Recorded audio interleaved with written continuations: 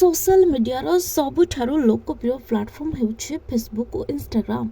आजिर दिन में समस्त एथिरे एक्टिव रहउचंती।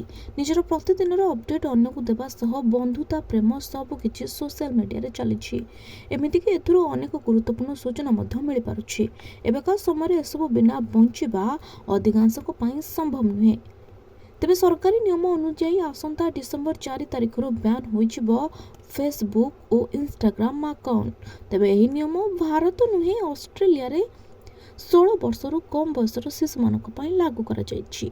एने फेसबुक और इंस्टाग्राम रा पेरेंट कंपनी मेटा सूचना देछि। शिशु मानकु सोशल मीडिया रो दूरे रखिबा पई नुआ आईन लागू करिसंती ऑस्ट्रेलिया सरकार, जहा अधीन रे एबे देश रे 16 वर्षर कम बयसर शिशु मानक सोशल मीडिया अकाउंट डिलीट करबा को निर्देश आछे।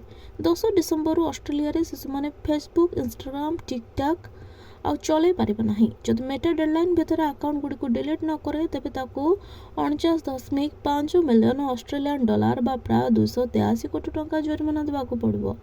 सरकारी तथ्य अनुसार ऑस्ट्रेलिया रे प्राय 3,50,000 जन 13 ରୁ 15 वर्ष बयसर इंस्टाग्राम यूजर्स एवं प्राय 1,50,000 जन फेसबुक यूजर्स अछंती। युवपीढ़ी सोशल मीडिया रे माते निज गुरुत्वपूर्ण समय नष्ट करुछंती आ सांग माने समुदाय ठारू विच्छिन्न रहउछंती। तेणे सोशल मीडिया आईन सरकार द्वारा प्रणयन करा जायछि, जहा डिसेम्बर 4 तारिख लागू हेबो।